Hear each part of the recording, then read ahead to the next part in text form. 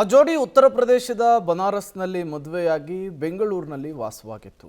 ಈಗ ಆ ದಂಪತಿಯ ಬಾಳಲ್ಲಿ ಬಿರುಕು ಮೂಡಿದೆ.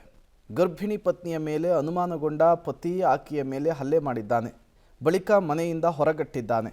ಮಗುವಿನ ಜನನದ ಬಳಿಕ ವಾಪಸ್ ಗಂಡನ ಮನೆಗೆ ಬಂದಾಗ ಮನೆ ಒಳಗೆ ಸೇರಿಸದೆ ಅವಮಾನ ಮಾಡಿದ್ದಾನೆ.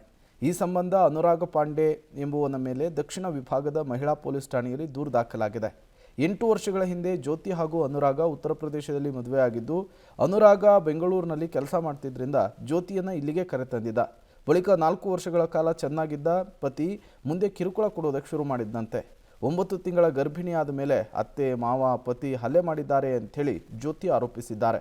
2ನೇ ಮಗುವಿನ ಜನನ ಆಗಿ 4 ದಿನದ ಬಳಿಕ ಮತ್ತೆ ಗಂಡನ ಮನೆಗೆ ಬಂದಾಗ ಮಾವ ರಾಮ್ಪ್ರಸಾದ್, ಅತ್ತೆ ರಾಣಿ, ಪತಿ ಅನುರಾಗ್ ಹಲ್ಲೆ ಮಾಡಿದ್ದಾರೆ ಅಂಥೇಳಿ ಜ್ಯೋತಿ ಈಗ ಪೊಲೀಸ್ ಠಾಣೆಯ ಮೆಟ್ಟಿಲನ್ನು ಏರಿದ್ದಾರೆ. ನನಗೆ ನ್ಯಾಯ ಕೊಡಿಸಬೇಕು ಅಂಥೇಳಿ ಕಂಪ್ಲೇಂಟನ್ನು ಕೊಟ್ಟಿದ್ದಾರೆ.